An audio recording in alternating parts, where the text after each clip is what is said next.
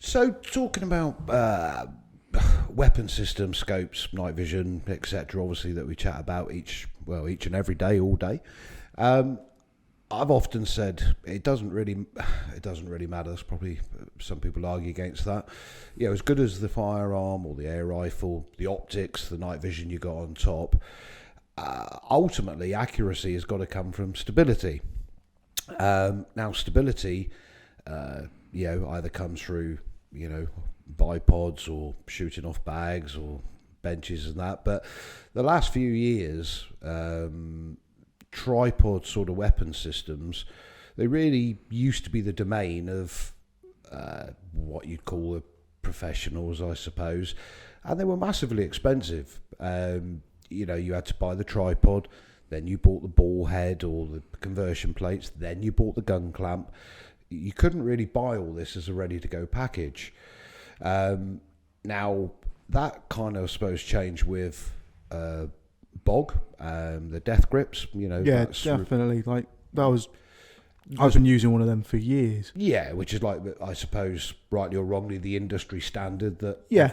It seems to be the system, aluminium, carbon, that sort of set the standard. Yeah, definitely. And has been a good seller for us and a lot of other people, I'm sure. So now they were available in the numbers and very popular in the options. We obviously took a look at that, didn't we, ourselves, and decided go one better, I suppose, and have a look and get our own system done. So tell me a little bit about the WULF Raptor. Yeah, and you've had involvement in the samples and the development as well, I believe. How did we get to here, essentially? So it did, a lot of development went into it, really.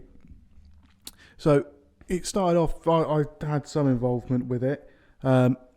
We wanted to make something that was, as you say, a complete package. Yeah.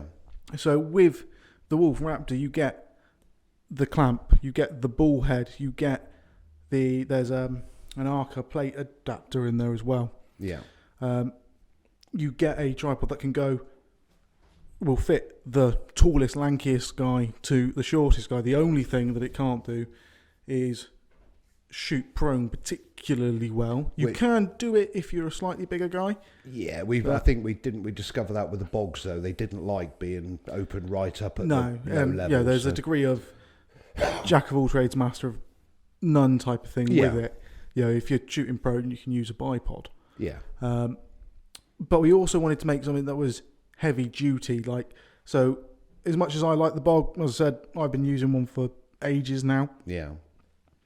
The locks on him, after all, they do wear out a bit. Okay. And stuff like that. So the things will seize, stuff like that. Whereas this, I know the locks on those legs, they're not going anywhere, regardless of what you put in it, because I can hang off them. You can hang off it? Yeah. No, that was the test that we tested the standard on. Jesus. And what do you weigh? At least 120 kilo. I'm not small. No, you're not. Well, that's some validation in itself. Yeah. And again, obviously, all the components, again, like any other item, I suppose, there's no one product that is perfected in every aspect. But the WULF Tripod, I believe we've gone a long way to try and... For a first batch, I think it's near it. Yeah. I mean, I know...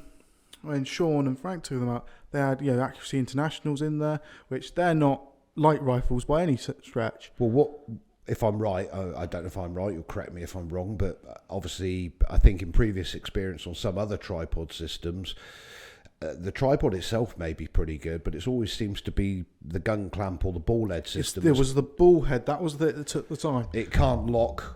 It's getting it to go tight enough so that it can support a full rifle. Because you imagine you've got the rifle, but so much more leverage on it. Yeah. And that. But that, obviously, it can take full bore stuff. I've had every air gun that I can get in there. That works fine. It seems to be brilliant. And the clamp and the head locks it solid. There's none of this sliding forward or kinking up. No, well, that's, at the end of the day, you think of the value and the quality of what's sat in it. To my mind, that's a fairly high priority, isn't it, certainly? Yeah. And obviously it's carbon, so benefits of carbon? Oh, it's lighter weight, it's more rigid, it's quieter too. You don't get the rattle and things like that with it And when you're I'll out in the tell you field. tell you what I like about carbon from my fishing days. Obviously, it's not metal; it's a lot warmer as well.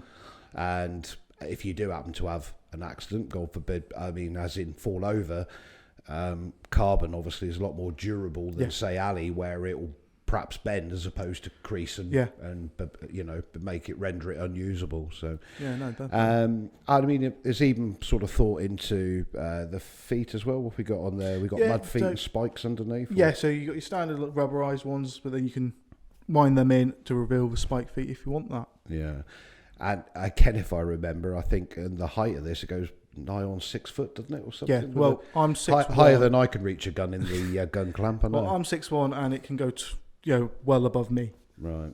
So you've got plenty of versatility there on it. Yeah, it'll fit most shooters.